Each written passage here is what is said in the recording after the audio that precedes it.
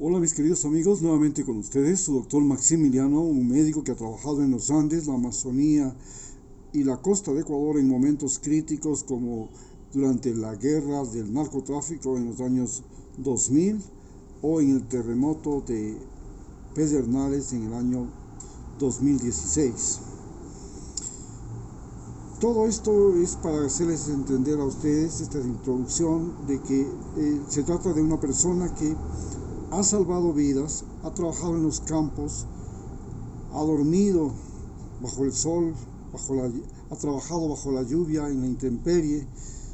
ha tenido que recorrer caminos empedrados,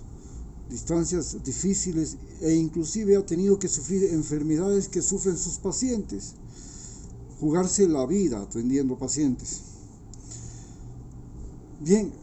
lo que interesa ahora es hablar acerca de lo que está pasando en Brasil, en el que Lula ha logrado ganar la primera ronda de las elecciones frente a Bolsonaro, y entre los dos prácticamente reúnen más del 90% de los votantes. Lo interesante es que Lula defiende el concepto de solidaridad, lucha contra la pobreza, defensa de la naturaleza. En cambio, para Bolsonaro lo más importante es el dinero, el dios dinero. Si hay que destruir la naturaleza para ampliar la producción ganadera, perfecto. Si hay que manejar los recursos de Brasil para multiplicar el poder de los grandes empresarios y ricos, perfecto. Entonces, finalmente Brasil está dividido en el norte, que es el país de los pobres, y en el sur, que es el país de los ricos de Brasil, básicamente agroproductores. Y esta conflictividad también nos pone o nos despierta la conciencia de que en América Latina la política se había convertido en el culto a la mentira, pero además en una religión que tiene por objetivo crear dioses mortales llamados presidentes, llamados gobernantes, primeros ministros, que tienen más poder que Dios, que los dioses de la historia humana, porque ahora ellos no solamente que manejan armas nucleares, pueden enviar naves al espacio, pueden desviar cometas, sino que además tienen la capacidad de manejar la mente humana. Gracias a la internet, gracias a las redes sociales, ellos tienen la posibilidad de decirle a usted: hoy día usted tiene que salir con mascarilla, hoy día usted no trabaja, hoy día usted se vacuna, hoy día usted se para, hoy día usted se sienta, hoy día usted respira, mañana no respira, mañana usted tiene que ir a la guerra. Vean ustedes lo que pasa con Putin. Tengo 60 años y tengo que ir a la guerra. ¿Cómo es eso? Y entonces quiere reclutar 300,000 personas para ir a morir, matando a gente que habla el mismo idioma, el ruso, porque el ucraniano y el ruso son como el español y el portugués. La misma raza, la misma religión, son los dos cristianos, solo que el uno es cristiano más cristiano ortodoxo, el otro más cristiano católico, pero finalmente son cristianos, los dos creen en Cristo, en Jehová. Sin embargo, ahí se están matando. Pero hay un hombre que tiene tal poder que puede decir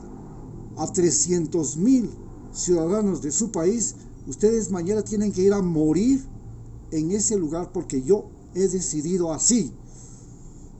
Esto es lo que nos hace ver las elecciones de Brasil, que la política no solamente había sido esto de crear un dios mortal como Putin, como el presidente Biden o como el presidente Donald Trump, sino que también era crear conciencia social. Entonces, En Brasil se discute el problema de la igualdad de los hombres y las mujeres, igual que se discute en Chile. Y en Chile pues hay una nueva constitución que está procurando que haya igualdad entre los hombres y las mujeres. Pero además se discute la posibilidad de que haya educación gratuita, lo mismo que en Chile, para todos. Pero además se discute la posibilidad de que el agua, los recursos naturales y todo lo que tiene ese país nos vayan a parar en las arcas de transnacionales, de millonarios, sino que sean recursos, sea dinero que el gobernante tiene para luchar contra el hambre, contra la desnutrición, contra las enfermedades, contra la ignorancia. En una sociedad donde la información y el conocimiento han pasado a ser lo más importante. En ese momento, cuando ya el 30 de octubre próximo, en la segunda ronda se tiene que definir cuál va a ser el presidente de Brasil, encontramos que en Brasil el poder de Bolsonaro es enorme,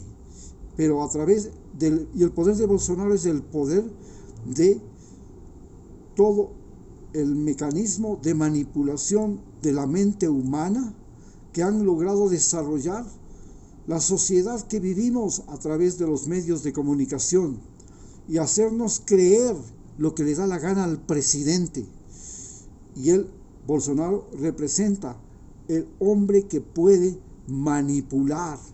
la mente humana de los brasileños y el hombre que puede destruir el bosque amazónico, que puede mantener una guerra interna, porque igual que Ecuador, igual que México, igual que Colombia,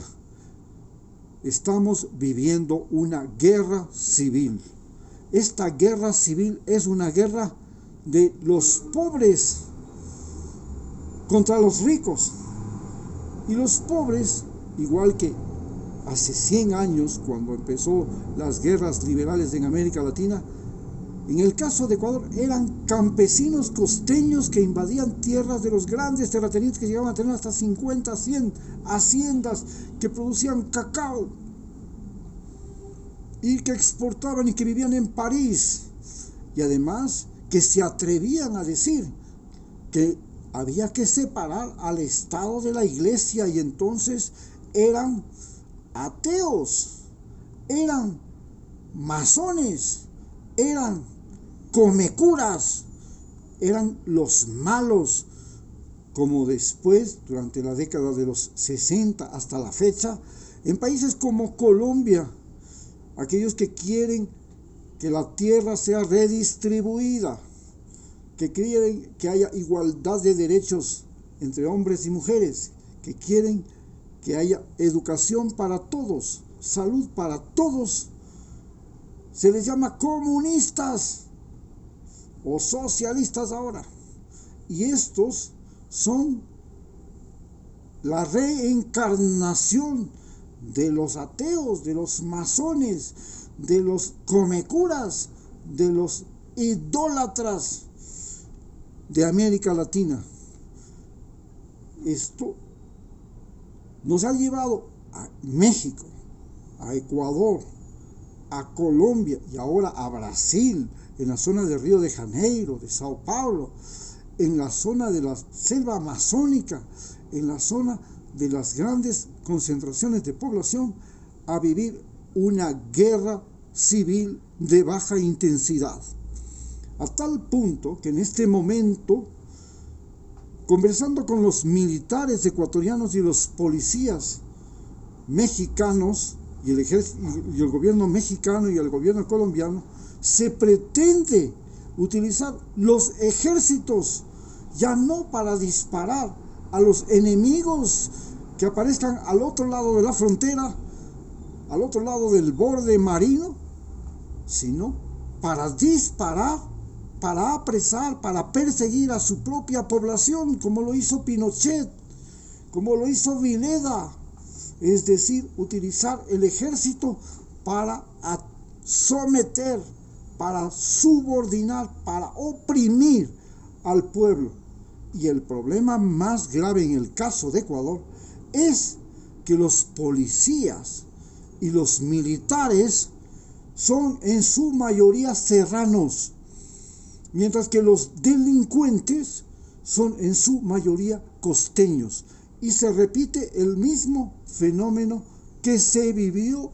a fines del siglo XIX cuando vino la Revolución Liberal,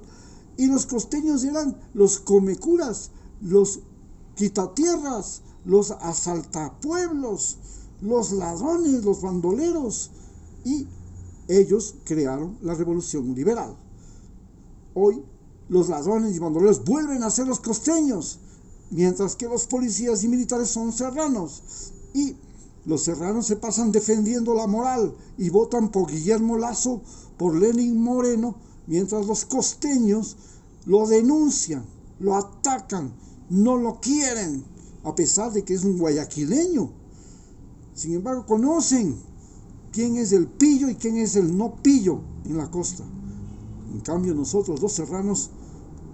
queremos y pretendemos que la costa, que ahora tiene más habitantes y que tiene muchísimo más dinero, y fundamentalmente dinero del narcotráfico, siga sometida a las decisiones centralistas de Quito y de Cuenca, donde está concentrado el poder y la justicia. Muchas gracias.